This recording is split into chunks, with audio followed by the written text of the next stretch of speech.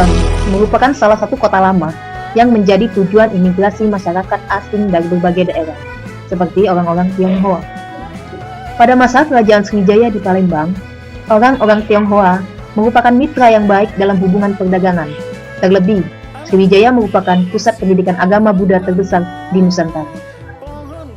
Kedatangan imigran-imigran Tionghoa terus mengalami peningkatan, baik yang datang per orang maupun yang datang secara berkelompok.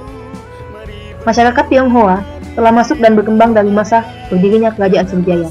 Namun, menurut data arkeologi mengenai keberadaan permukimannya baru tercatat setelah terjadinya kekosongan kekuasaan di Palembang, atau lebih tepatnya ketika berdirinya Kesultanan Palembang.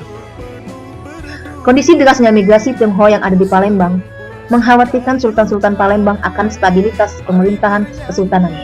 Atas dasar tersebut, pemerintah Kesultanan Palembang mengeluarkan kebijakan atas peraturan permukiman bagi masyarakat Tionghoa. Peraturan tersebut adalah, bagi seluruh masyarakat Tionghoa yang ingin menetap di wilayah Palembang, diwajibkan bertempat tinggal di Sungai Musi dengan mendirikan rumah-rumah rakit di sepanjang aliran Sungai Musi. Masyarakat Tionghoa dilarang untuk bermukim dengan bebas dan memiliki tanah di daratan.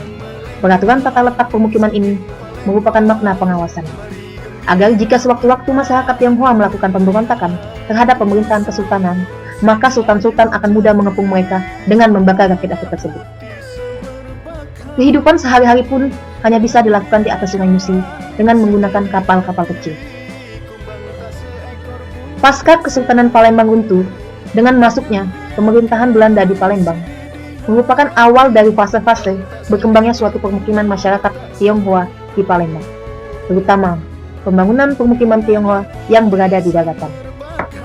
Hal ini disahkan oleh pemerintah kolonial Belanda di Palembang yang mengizinkan masyarakat Tionghoa untuk membangun permukiman-permukiman yang ada di daratan. Awal permukiman masyarakat Tionghoa di daratan ditempatkan dalam suatu perkampungan Tionghoa atau yang biasa disebut dengan Wijikencstelsel. Permukiman awal masyarakat Tionghoa berada di Kelurahan 7 Ulu, yaitu Kampung Katipo. Kemudian permukiman kedua berada di wilayah 9-10 Ulu, sekitar Kelenteng Candrana di Palembang.